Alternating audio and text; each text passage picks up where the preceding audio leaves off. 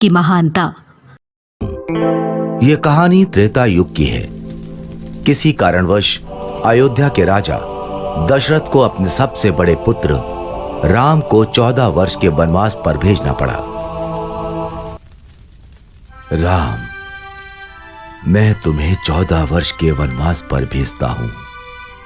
जैसी आपकी आज्ञा पिताजी, मैं शीघ्र ही वनवास के लिए चला जाऊंगा।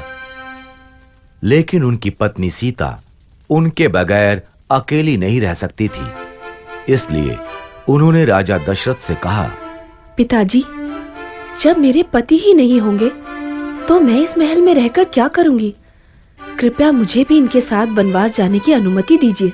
और फिर लक्ष्मण ने भी कहा, पिताजी, मुझे भी भैया राम के साथ जाने की अनुमति दीजिए, क्योंकि राम के बिना लक्ष्मण कुछ भी नहीं है। सीता और लक्ष्मण की विनती सुनकर राजा दशरथ ने कहा, समय मुझे तो मेरे राम से दूर कर रहा है, किंतु मैं तुम्हें तुम्हारे प्रिय राम से दूर नहीं कर सकूंगा। इसलिए मैं तुम्हें राम के साथ जाने की अनुमति देता हूं। कुछ दिनों पश्चात राजा दशरथ से अनुमति पाकर राम, सीता और लक्ष्मण के साथ वनवास के लिए चले गए। वो तीनों वन में कुटिया बनाकर रहने लगे। सब कुछ सही चल रहा था। फिर एक दिन शूर्पणखा नाम की राक्षसी वहां से गुजर रही थी। तभी उसने राम और लक्ष्मण को देखा और सोचने लगी, ये दोनों तो अत्यधिक सुंदर हैं और बहुत बलशाली भी ज्ञात होते हैं। मैं इनमें से ही किसी एक से विवाह करूंगी। ये सोचकर उसने अपनी राक्षसी शक्तियों से एक सुंदर स्त्री का रूप धारण किया और वो राम लक्ष्मण के पास गई। पहले वो राम के पास गई और बोली, हे तेजस्वी युवक, मैं आपके रूप और सौंदर्य से बहुत प्रभावित हूँ और आपसे विवाह करना चाहती हूँ। किंतु मेरा विवाह तो हो चुका है और मेरी पत्नी भी मेरे साथ है। तुम विवाह का प्रस्ताव मेरे अनुज लक्ष्मण के पास ले जा सकती हो। वो इस वन में अकेला है। राम के विवाह से इनकार करने पर शूर्पणखा को बुरा तो बहुत लगा, लेकिन फिर उसने लक्ष्मण को देखा और सोचने लगी, इस युवक ने विवाह से इनकार कर दिया तो क्या हुआ? इसका भाई लक्ष्मण भी इसी की तरह दिखता है। मैं लक्ष्मण से ही विवाह करूंगी। ये सोचकर वो लक्ष्मण के पास गई। हे तेजस्वी युवक, मैं आपके सौंदर्य से बहुत प्रभावित हूँ और आपसे विवाह करना चाहती हूँ। मेरा विवाह हो चुका है, इसलिए मैं तुमसे विवाह नहीं कर सकता। किंतु आप इस वन में अकेले हैं और आपको मुझ जैसी सुंदर स्त्री से विवाह करने से इनकार नहीं करना चाहिए। किंतु मैं तुमसे विवाह नहीं करना चाहता। क्यों? क्या आपको मेरा रूप पसंद नहीं आया? ऐसा रूप देखकर तो देवराज इंद्र का भी मन पिघल जाए, तो आपका मन कैसे नहीं पिघला? शूर्पणखा की चिकनी चुपड़ी बातें सुनकर लक्ष्मण को क्रोध आ गया और उसने शूर्पणखा के नाक कान काट दिए। नाक कान कटते ही शूर्पणखा अपने राक्षसी रूप में आ गई।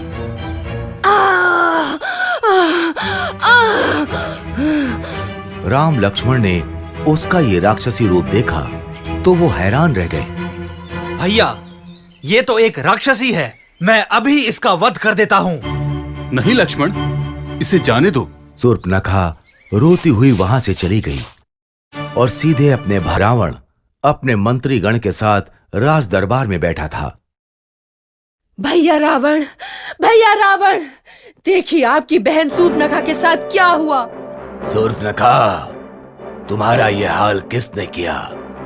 तुम मुझे उसका नाम बताओ, मैं अभी उसका वध कर देता हूँ। भैया, वन में दो भाई राम और लक्ष्मण रहते हैं। उन्हीं में से एक ने मेरे कान और नाक काटे हैं।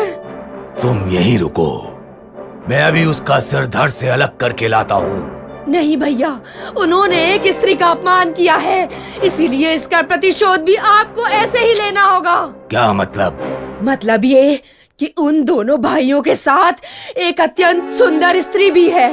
आप उसका हरण कर लीजिए। सीता का हरण होने से राम वैसे ही मर जाएगा। वो एक मायावी राक्षस मारीच के पास गया और बोला, मारीच, मुझे तुम्हारी आवश्यकता है। आज्ञा कीजिए लंकेश। मैं राम की पत्नी सीता का हरण करना चाहता हूँ। इसमें मुझे तुम्हारी सहायता चाहिए। मारीच समझ गया कि उसके पास अब कोई मार्ग शेष नहीं बचा है और उसे रावण की सहायता करनी ही पड़ेगी। वो दोनों वन पहुंचे। वहां रावण की तरकीब के अनुसार मारीच ने एक सोने के हिरण का रूप बनाया और वो राम की कुटिया के आसपास टहलने लगा। जल्द ही सीता की नजर उस पर पड़ी। स्वामी, मुझे वो सोने का हिरण चाहिए। ठीक है, मैं अभी उसे तुम्हारे लिए लेकर आता हूँ। ये कहकर राम अपने धनुष बाण के साथ उस हिरण की तरफ चल दिए। भागते भागते बहुत देर हो गई, लेकिन वो हिरण राम के हाथ नहीं आ रहा था। आखिरकार राम ने धनुष पर बाण चढ़ाया और हिरण की तरफ छोड़ दिया। बाण हिरण को जा लगा। बाण लगते ही मारीच अपने असली रूप में आ गया और आवाज बदलकर राम की आवाज में कराहता हुआ चीखने लगा। सीते, लक्ष्मण! लक्ष्मण, लगता है तुम्हारे भैया किसी संकट में हैं। तुम जल्दी जाओ। लक्ष्मण जानते थे कि ये राक्षसों की चाल है, लेकिन वो सीता को मना नहीं कर सकते थे। इसलिए उन्होंने कुटिया के बाहर बाण से लक्ष्मण रेखा बनाई और सीता से बोले, माता जो भी हो, आप इस लक्ष्मण रेखा से बाहर मत आना। और वो आवाज की दिशा की तरफ चल दिए। लक्ष्मण के जाते ही रावण वहां आया और तपस्वी का रूप धारण कर सीता की कुटिया पर पहुंचा।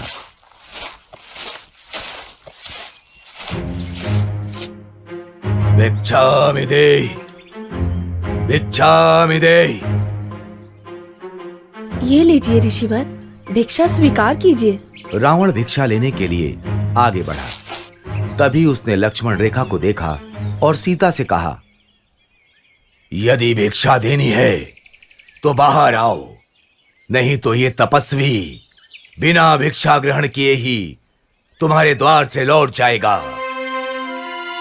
सीता किसी तपस्वी को खाली हाथ नहीं जाने दे सकती थी, इसलिए वो लक्ष्मण रेखा से बाहर आईं। उनके ऐसा करते ही रावण ने उन्हें पकड़ लिया और वो अपने असली रूप में आ गया।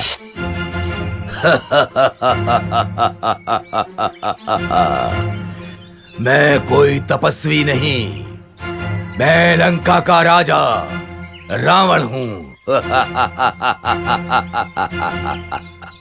और रावण सीता का हरण कर उन्हें लंका ले गया। जब राम और लक्ष्मण को सीता के हरण का पता चला तो उन्होंने सीता की खोज आरंभ कर दी। खोज करते करते उनकी मित्रता हनुमान, सुग्रीव, जामवंत और विभीषण जैसे महान और वीर योद्धाओं से हुई। और जब उन्हें यह ज्ञात हुआ कि रावण सीता का हरण कर उन्हें लंका ले गया है, तो उन्होंने वानर सेना के साथ लंका पर चढ़ाई कर दी। पहले राम ने कुंभकर्ण को मारा,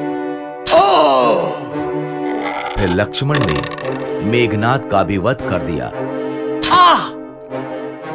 और अंत में रावण और राम का युद्ध आरंभ हुआ। रावण बहुत मायावी था। वो अपनी मायावी शक्तियों से युद्ध कर रहा था।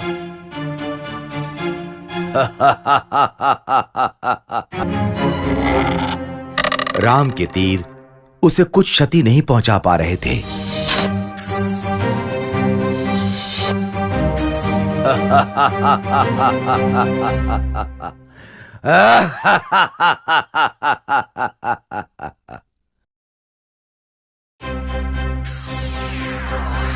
यहां तक कि राम ने रावण का सिर भी धड़ से अलग कर दिया, किंतु ऐसा करते ही अगले ही क्षण उसका एक नया सिर आ जाता था।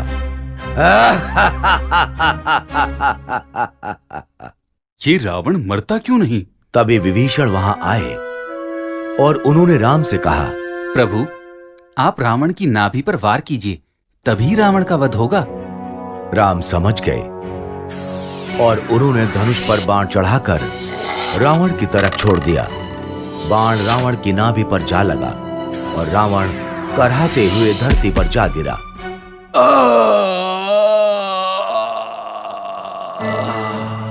इस तरह राम ने रावण का वध किया और सीता को लंका से छुड़वा लिया।